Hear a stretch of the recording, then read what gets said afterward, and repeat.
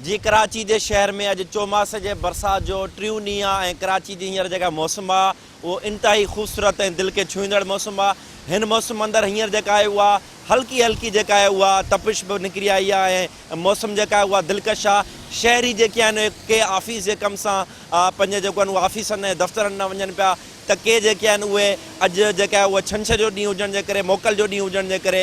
जेके माण्हू आहिनि या जेके हिते जा शहरी आहिनि उहे घुमण जे लाइ वञनि पिया। इन ख़ूबसूरत मौसम में तव्हांखे ॿुधाईंदा हलूं त हिते इन ई साॻी मेन शाहराह फैसल ते पाणी जेको आहे उहो गोॾे खां वधीक मौजूदु हो, पर राति खां पोइ जेका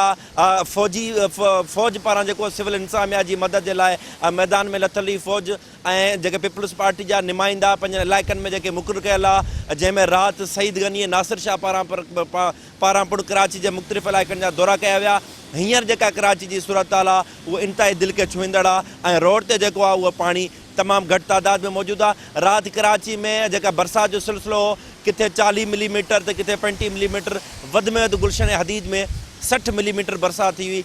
इन